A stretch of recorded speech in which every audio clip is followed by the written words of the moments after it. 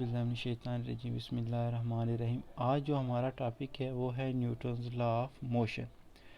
अच्छा, ये sir Isaac Newton ने 3 लॉ ऑफ मोशन दिए थे और ये जो गलीलो था उसकी ऑब्जर्वेशन के ऊपर उनको सामने रख कर ये 3 लॉ दिए थे। ये पूछ भी सकते हैं कि ये किन बेसिस पे इन्होंने 3 लॉ दिए थे। जो गलीलो था उसने कोई ऑब्जर्वेशन की थी, उसकी बिना पर इन्होंने ये 3 लॉ दिए थे।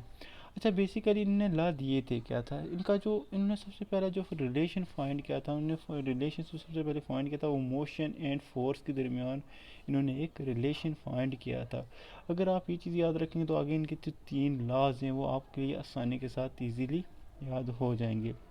अच्छा, जो इनका पहला लॉ था वो लॉ ये था कि in the absence of external force a body at rest will remain at rest. अच्छा, इसका मतलब क्या था? इनका ये मतलब था कि अगर कोई बॉडी है, ठीक है, अगर वो बॉडी है कोई रेस्ट में है तो वो रेस्ट में ही रहेगी जब तक उस पर कोई हम बैरूनी फोर्स नहीं लगाएंगे, तो वो रेस्ट में ही रहेगी।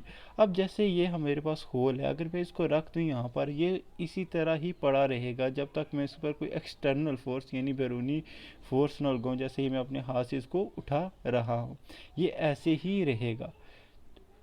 ये इसका पार्ट था। फॉर एग्जांपल अब दूसरा ये है कि अब दूसरा पार्ट इसमें ये था कि कहता है कि a body in motion will continues it's motion along a straight line with a uniform speed. अच्छा, इसका क्या मतलब है? उसका ये कहना था कि अगर पहले पार्ट में वो ये कह रहा है कि अगर कोई बॉडी रेस्ट में है तो वो रेस्ट में ही रहेगी, तब तक रहेगी जब तक हम उस पर कोई एक्सटर्नल फोर्स नहीं लगाएंगे, तब तक वो अपनी रेस्ट में ही रहेगी। जैसे ही मैंने एग्जांपल दिए है कि ये हमारे पास होल रखा हुआ है, तो ये होल इसी तरह ही पड़ा रहेगा जब तक हम इसके ऊपर कोई फोर्स नहीं लगाते।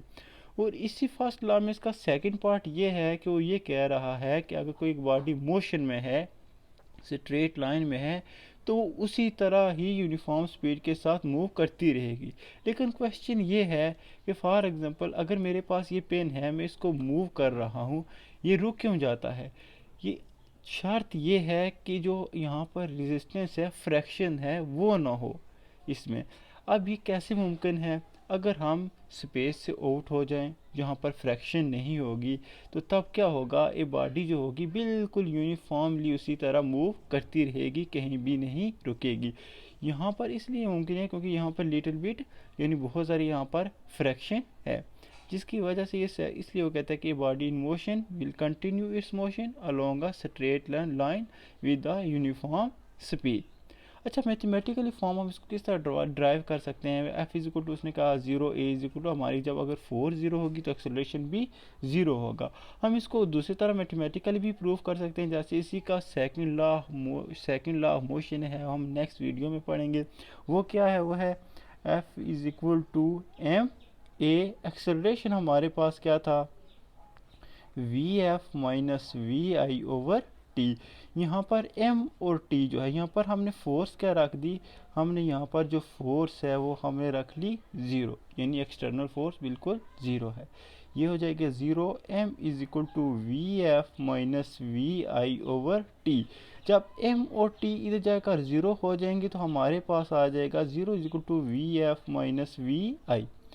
अब वी आई को उधर उठा के ले जाए, v i is equal to we f. ये डी हमारी जो इसमें है इनिशियल वेलोसिटी और फाइनल वेलोसिटी बिल्कुल सेम है, यानी वो इसी को प्रूव कर रहे हैं कि अगर कोई बॉडी मोशन में है तो वो मोशन में ही रहेगी।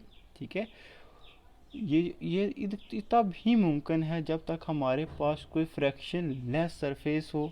ठीक है, तो तब ही ये मुमकिन है। अब आगे जो था हम इसको अनर्शिया, इसी फर्स्ट मोशन ऑफ लॉ को हम अनर्शिया का लॉ भी कहते हैं। अब अनर्शिया का मतलब होता है ज़िद्दी, यानी जिद कर देना। कहता है is a property of a body due to which is resist a change in its state of rest या यूनिफॉर्म। फॉर एग्जांपल अनर्शिया को समझने के लिए ये कहते हैं, ये है कि ये जिद का नाम है।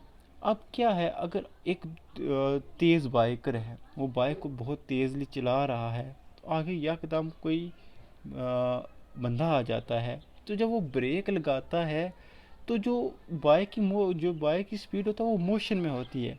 ठीक है, तो वो अपने आप को, जो बाइक होती है वो अपने आप को मोशन में रखना चाहती है, लेकिन जब हम उसको रोकते हैं तो क्या होता है, एक्सीडेंट हो जाता है, क्योंकि पोजीशन में चेंजिंग आती है जिसकी वजह से हम इनर्शिया को चेंज कर रहे थे। इसी तरह सिंपल ही एग्जांपल है, अगर हम क्या करें, हमारे पास अगर कोई ग्लास हो तो ग्लास के ऊपर अगर हम कोई गत्ता सा रख लें, उसके ऊपर हम कोई कॉइन रख लें, जब हम गत्ते को तेज़ी के साथ खींचेंगे तो वो कॉइन नीचे ही गिरेगा, क्योंकि वो अपनी जो पोजीशन है वो रेजिस्ट कर रहा है। यानी आप इसको आप रेजिस्ट को इसलिए कह सकते हैं बिल्कुल, यानी कमज़ोर भी कह सकते हैं आप अपनी अपनी ज़ुबान में, या बिल्कुल लेज़ी बंदा कहते हैं ना, लेज़ी, वो भी आप कह सकते हैं। यानी इनर्शिया ये वाली है। और बस इस पे यही कुछ था पहली इक्वेशन ऑफ मोशन में। ये न्यूटन था जो इसने किस बेस पर दिया था, यानी गैलीलियो ने ऑब्जर्वेशन की थी, उसी की जो ऑब्जर्वेशन थी उसी को बेसिक बनाकर ये सर आइजैक न्यूटन ने 3 लॉ दिए थे। First equation of motion, second equation of motion and third equation of motion. I hopefully आपको ये अच्छी तरह से समझ आ गया होगा। अगर कोई भी क्वेश्चन है तो आप कमेंट बॉक्स में पूछ सकते हैं। अल्लाह हाफिज़।